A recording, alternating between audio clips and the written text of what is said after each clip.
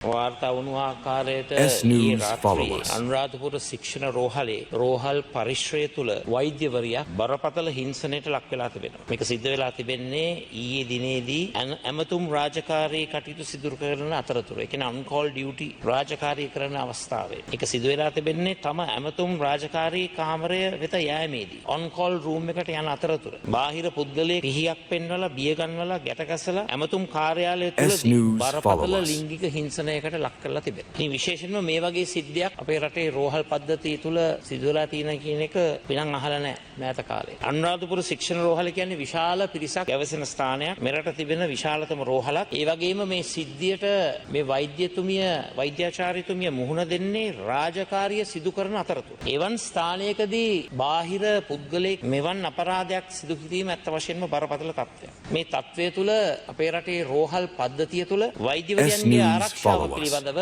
බරපතල ප්‍රශ්නයක් ගැටලුවක් උද්ගත වෙලා තිබෙනවා. ඒ වගේම මේ වගේ තත්ත්වයන් තුල අපේ රටේ වෛද්‍යවරයන් විශාල ප්‍රමාණයක් දැඩි කම්පනයට, භීතියකට සහ තිගැස්මකට ලක් වෙලා තිබෙනවා. අපි දැක්ක පහුගිය කාලවකවානුව පුරාවට වෛද්‍යවරයන් ඇතුළුව සෞඛ්‍ය ශාස්ත්‍රයේ බොහෝ දෙනෙක්ට විරුද්ධව සංවිධානාත්මක උසිගැන්වීම් සිද්ධ වුණා. ප්‍රකෝපකාරී ක්‍රියාවන් සිද්ධ වුණා. ඒ තර්ජන වලටත් සෞඛ්‍ය ශාස්ත්‍රයට මුහුණ දෙන්න සිද්ධ වෙලා වෛද්‍යවරුන් ඇතුළුව. ඉතින් ඇත්ත වශයෙන්ම මේ වර්තමානයේ මේ සිදුවුණු සිදුවීම් විශේෂයෙන්ම මේ වෛද්‍යවරියට සිදුවුණු හිංසනය අපි තරයේ හෙලා දකින්නව පමණක් නෙවෙයි හැම වෙලාවෙම ජනතාවගේ ආරක්ෂාව ජාතික ආරක්ෂාව ගැන කතා කරනකොට විහිළු කරනවා. අපි දැක්කා ඒවා කාටුන් වලත් සඳහන් කරලා තියෙනවා. දැන් මේක කාටුන් එකක් නෙවෙයි. මේ වෛද්‍යවරියට මේ සිදුවුණු මේ බරපතල ලිංගික හිංසනය තුළ රාජ්‍ය සේවයේ නිරත වී සිටින නිලධාරිනියන්ට තමන්ගේ සේවාව ඉෂ්ට කිරීමේ කර්තව්‍ය තද අපහසු තත්ත්වයක් බවට පත් වෙලා සැබවින්ම ජාතික ආරක්ෂාව පිළිබඳව ජනතාවගේ ආරක්ෂාව පිළිබඳව බරපතල ගැටලුවක් උද්ගත වෙලා තිබෙනවා.